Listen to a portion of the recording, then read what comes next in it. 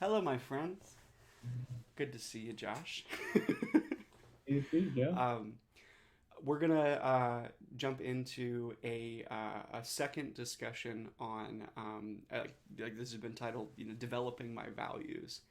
And today the focus is going to be mostly on the last few years, kind of from 18, 19 on for me. So maybe it's best to think about it as like my adult life.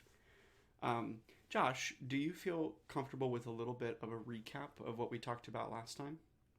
Yeah, I do. For all of you who are, jumping in for the first time, I do urge you to go back and definitely dive into the first two sections. But as we talked about last time, we really focused on your childhood, right?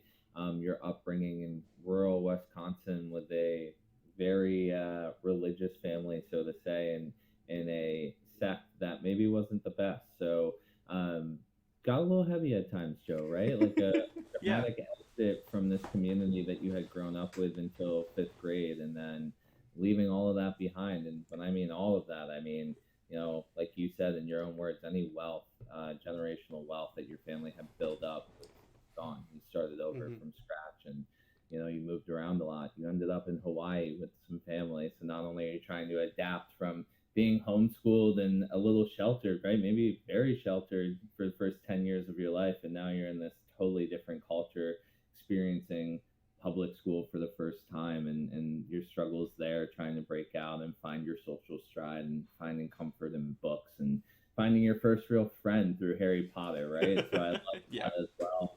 And then it really turned into struggling with where you were at, and maybe finding some community in people and places that led you to drinking and experimenting with things like that, alcohol, and a tough, tumultuous time with your family. Hmm. But then we rounded out, with you really finding your stride, and I think it lends beautifully into the conversation we're going to have today with the Running Start program that you were able to find when you were in Washington, right?